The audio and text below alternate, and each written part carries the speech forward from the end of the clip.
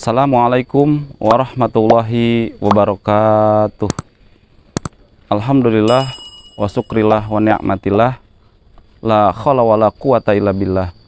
Asyhadu an la ilaha illallah wahdahu la syarikalah wa asyhadu anna Muhammadan abduhu wa rasuluhu alladzi la nabiyya ba'dah. Qala Allah Ta'ala fi kitabihil karim, a'udzu billahi minasyaitonir rajim. Innamal mu'minuna ikhwatun faslihu baina akhwaikum wattaqullaha la'allakum turhamun. Shadaqallahul azim. Pemirsa Assalam TV yang dirahmati Allah Subhanahu wa taala, kita berjumpa kembali dalam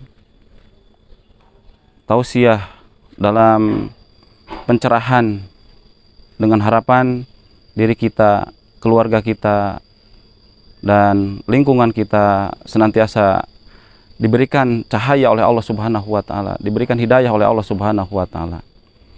Dalam kesempatan ini kita diperingatkan oleh Rasulullah SAW 14 abad yang lalu. Dalam sebuah hadisnya Rasulullah SAW bersabda, yusiku ayatiya alan nasi jamanun la yabqa minal islam illa ismu wala yabqa minal quran illa rasmu masajiduhum yawma idin amirah wahia kharabum minal huda ulamauhum sarum man tahta adimis sama min indihim takhrujul fitnah wa fihim ta'udu. Shadaqallahul azim wa shadaqa rasuluhu habibul karim. Pemirsa Assalam TV yang dirahmati Allah Subhanahu wa taala, sebagaimana kita pahami bahwa memang Islam itu awalnya adalah asing. Awalnya adalah goriban, aneh. Al-Islamu goriban, fasata'udu qoriban. Fatubalil ghuraba. Islam itu memang asalnya asing dan akan kembali menjadi asing, dan berbahagialah orang yang digolongkan termasuk orang yang asing. Mungkin kita bisa pahami, sebelum Islam datang kita terkenal dengan masa-masa jahiliyah, masa-masa kebodohan, dalam arti bodoh tentang tauhid, bodoh tentang keimanan, bodoh tentang pengakuan terhadap Allah Subhanahu wa taala yang Maha Esa. Bukan berarti bodoh dalam segi ekonomi, bukan berarti bodoh dalam pengetahuan, tapi bodoh akan pengakuan terhadap Allah Subhanahu wa taala. Dengan kata lain, bahwa zahiliyah itu adalah sangat identik dengan kemusyrikan. Lupa akan tauhid kepada Allah Subhanahu wa taala. Maka Rasulullah SAW melalui hadisnya mengingatkan kepada kita, maka kata Rasulullah SAW, ya'ti alan nasi zamanun, akan tiba, akan kembali terjadi kepada umat manusia 4 golongan yang dikhawatirkan oleh Nabi SAW. Yang pertama, al-islamu illa ismu. Suatu saat Islam itu hanya tinggal nama. Suatu saat Islam itu hanya tinggal simbol-simbol, hanya tinggal lambang-lambang, hanya tinggal golongan-golongan. Bahkan mungkin Islam suatu saat akan menjadi sebuah cantolan-cantolan yang hanya bersifat fisik saja, yang bersifat lambang saja.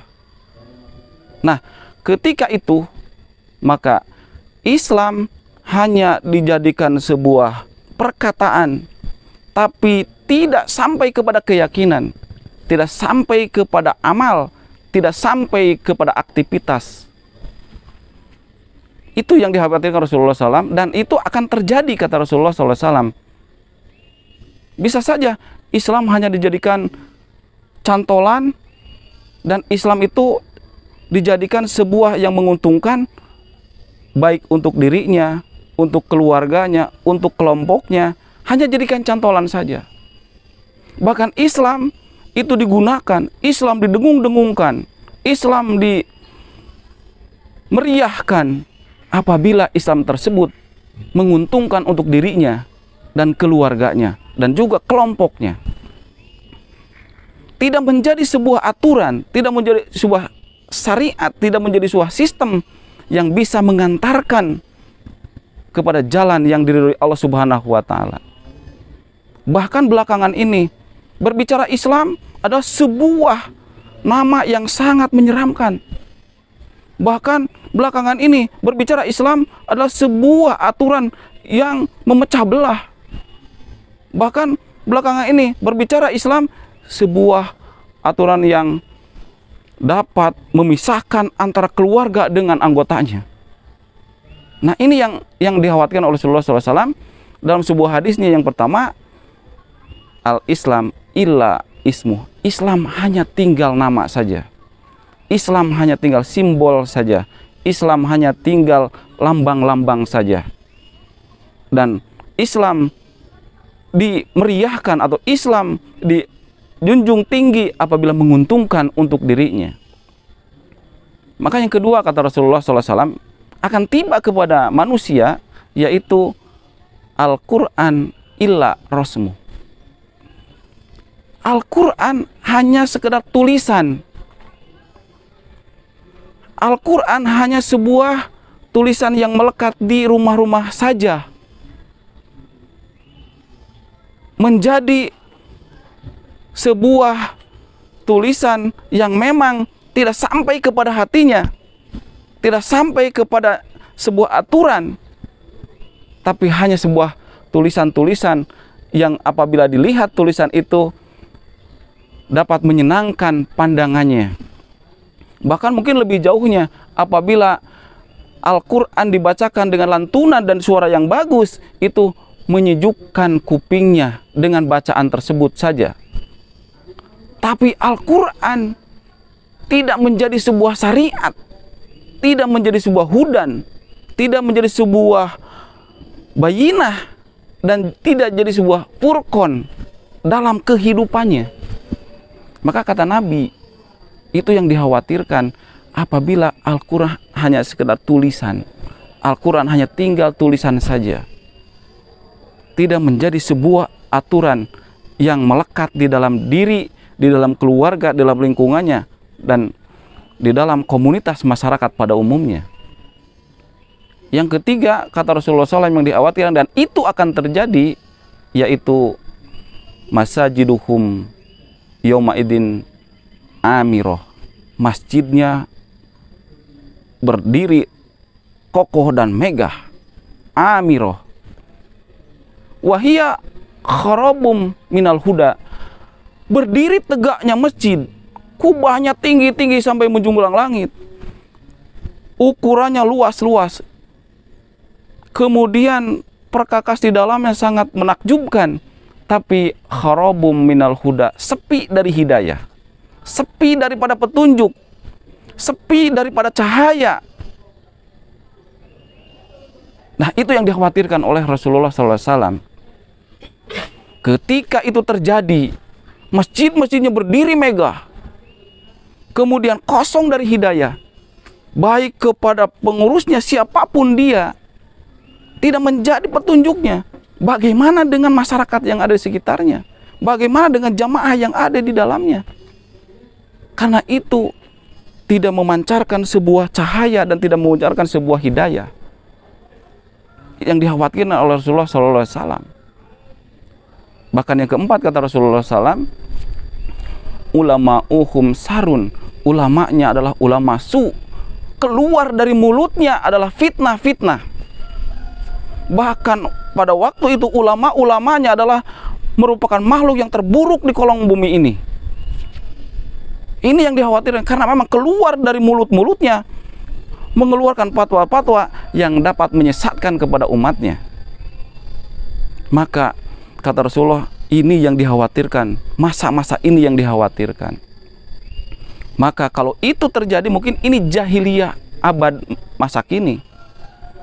Mungkin inilah yang dikhawatirkan oleh Rasulullah SAW, bahwa memang yang namanya jahiliyah itu dengan tanda-tanda yang seperti tadi, itu yang harus dikhawatirkan. Dengan demikian apa yang harus kita lakukan? Apa yang harus kita perbuat? Maka dalam sebuah ayat Allah Subhanahu wa taala berfirman, yaitu dalam Al-Qur'an surat Al-Hujurat ayat 10. A'udzubillahi minasyaitonirrajim. Innamal mu'minuna ikhwatun faslihu baina ahwaikum wattaqullah la'alakum turhamun. Innamal mu'min, sesungguhnya orang mukmin itu adalah saudara. Dengan demikian, maka landasan daripada Islam itu adalah keimanan. Artinya, yang harus ditanamkan pertama kali dalam seorang muslim, dalam orang yang mengaku Islam, supaya Islam itu hanya tidak sekedar nama, maka yang pertama kali ditanamkan adalah iman. Innamal mu'min ikhwatun. Berbicara iman, berbicara akar. Berbicara iman, berbicara cahaya. Berbicara iman berarti berbicara hudan, berbicara petunjuk. Yang dalam arti seorang mukmin, seorang muslim, seorang yang mengaku sebagai orang Islam, pertama kali ditanamkan adalah iman, keyakinan, ditanamkan akar.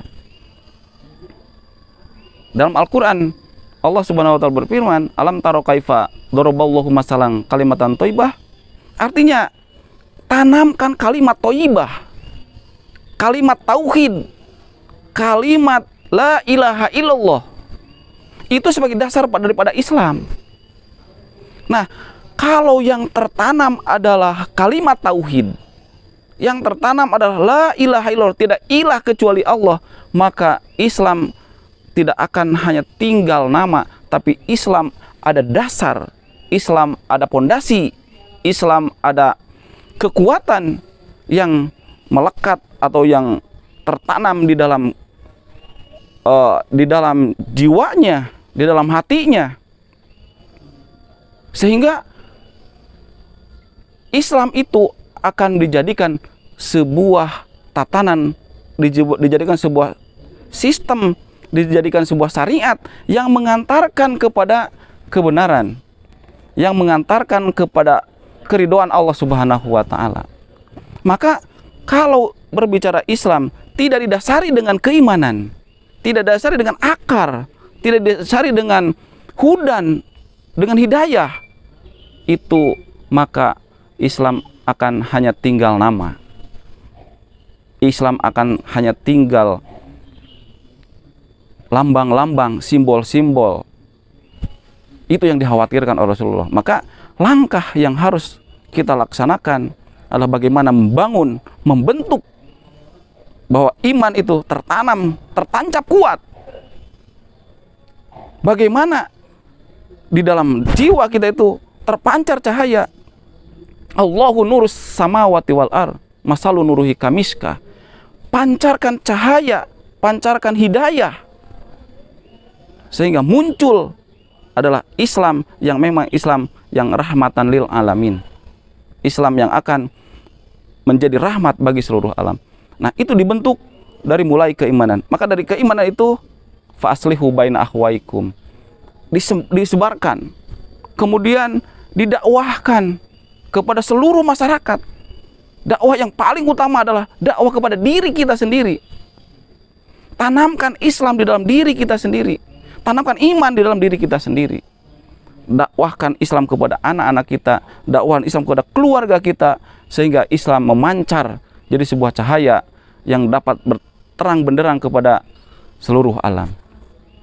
Maka dengan demikian masjid akan menjadi fasilitasnya. Kemudian ulamanya, orang-orang berilmunya, apabila didasari dengan keimanan tadi, didasari dengan tauhid, didasari dengan kalimat la ilaha illallah, maka yang keluar, maka akan yang muncul adalah kebaikan. Bukan yang keluar adalah fitnah-fitnah yang dapat mengadu dombakan di antara kita. Sahabat Aslam TV yang dirahmati Allah Subhanahu wa taala, demikian yang bisa dapat saya sampaikan dalam kesempatan ini. Kurang lebihnya mohon maaf, billahi fisabilil haq. Assalamualaikum warahmatullahi wabarakatuh.